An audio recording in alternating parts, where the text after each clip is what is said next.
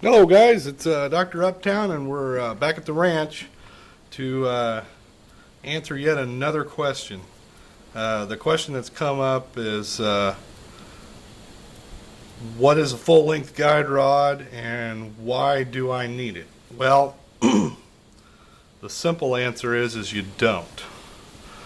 I'll give you a little history on full-length guide rod here and show you the difference. Got the 38 Super, and which is the GI model, and the tactical 9mm here.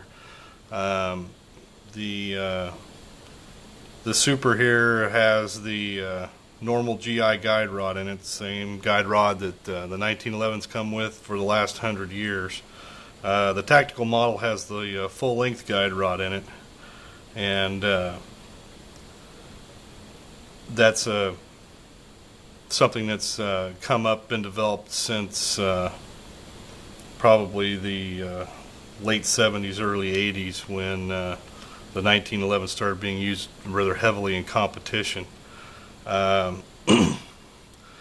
The full-length guide rod came about. There were a couple of theories of its usage. The first theory for it was that it prevented your recoil spring from binding, in that, as you can see here with the short GI guide rod, there is a little bit of area here where the spring theoretically could kind of get in there and get kind of crossed up and cause a malfunction in the pistol. However, in all the years that I've been taking the 1911 apart, I have yet to find one that I've gotten a hold of where the guide rods come out in a big knot. So you can see the full-length guide rod, it goes this full length. And one of the other ideas with the full-length guide rod was that it added weight to the fore end of the pistol, and that added weight would help reduce some of the muzzle flip that you were getting. So the little bit of weight that was added, though, I just don't see it making a big difference. Pretty much anymore what you'll run into is people will tell you that the advantage to the full-length guide rod is that it takes money out of your wallet and puts it in the wallet of the guy that built the full-length guide rod. And pretty much that's true. Obviously, 1911's been around for over 100 years now, and in that 100 years it's functioned with this short little guide rod.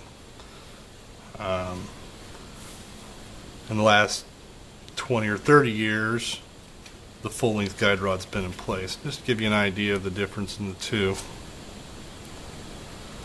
Right there. The idea of having the full-length guide rod, like I say, is one, it added weight, kind of helped with some muzzle flip. The second thing was the spring binding. Beyond that, it really does nothing. It's just added parts. It makes the pistol somewhat more difficult to take apart. Obviously, you saw that I used two different methods when I field stripped, and the reason behind that is if I left the plug in as I field stripped with the short guide rod, what would have happened was that spring would have flipped up and it would have gotten bound up and would have made it in turn longer to take apart, whereas with the full-length guide rod I was able to take the slide off as one piece and then disassemble it. The difference in the plugs, obviously, one is the length, but two, with the full-length guide rod you have a hollow plug that allows that rod to come out as the slide moves back in recoil, and with the short guide rod you have a solid plug. Where this becomes difficult to take apart is with the full-length guide rod in place.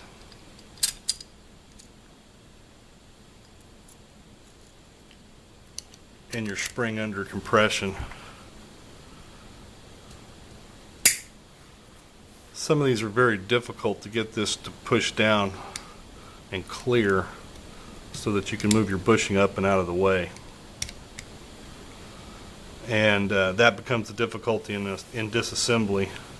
Also, what happens is with some of these, they just don't even, they barely have any ridge at all, and it makes this bushing much more difficult to turn. Some of them even have a tool, either a star or a Allen wrench, because this rod is actually in two pieces, and what you have to do is you have to unscrew the one half of the rod, pull that out, then compress your plug and take it out. Basically, what I do is if my 1911 came with a full-length guide rod, I leave it in there. If it came with a standard GI guide rod, I leave that one in there. That's not to say that I can't take this full-length guide rod and turn around and put it right in this pistol, because it's certainly capable of doing that, and that's, like I say, one of the more common modifications of the 1911. Reassembly between the two is really no big deal. Again, like I say, you just have the difference of having the guide rod in with the spring and plug already in place versus not.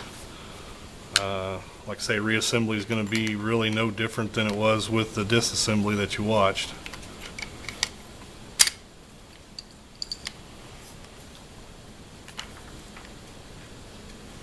Line your holes up.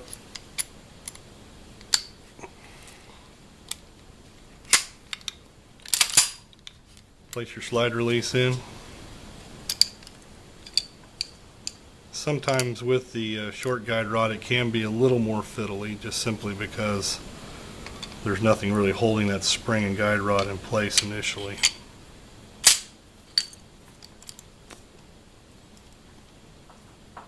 Again, holes lined up,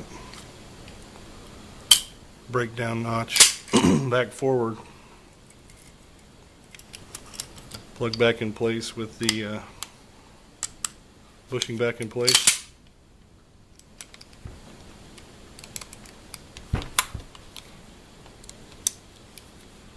And your reassembly is completed. So anyway, there's the full-length guide rod and the standard GI guide rod in brief. I hope you find this interesting. We'll talk to you later. Have a good day.